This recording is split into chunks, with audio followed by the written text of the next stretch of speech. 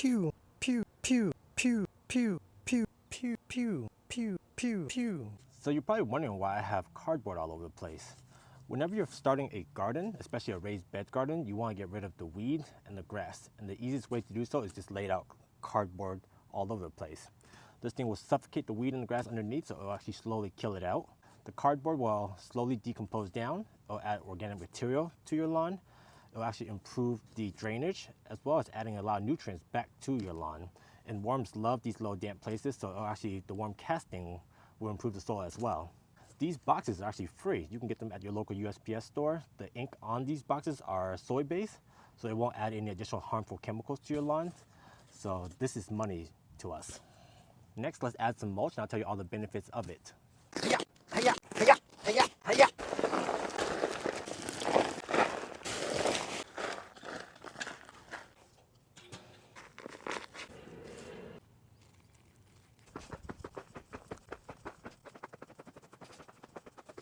Ta-da! Just like that, now I have two raised garden beds. Now the benefits of mulching around your raised garden bed is the same thing as cardboard. It breaks down slowly, adds nutrients back to your soil just like the cardboard. It adds another layer of barrier to prevent the weed from coming up in the grass, so that way you can have a nice aesthetic look.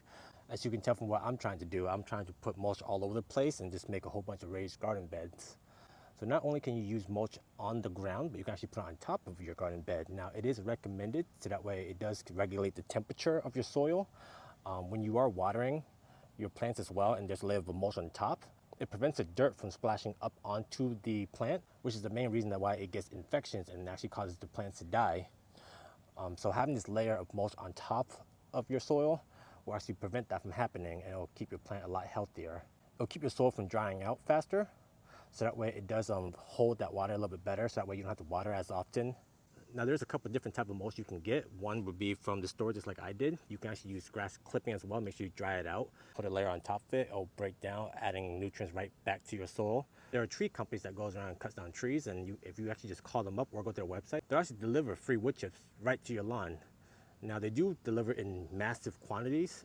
I think the one local to me delivers 20 cubic yard at a time, which is a lot. So maybe eventually I will make an order, so that way I can fill out the whole backyard.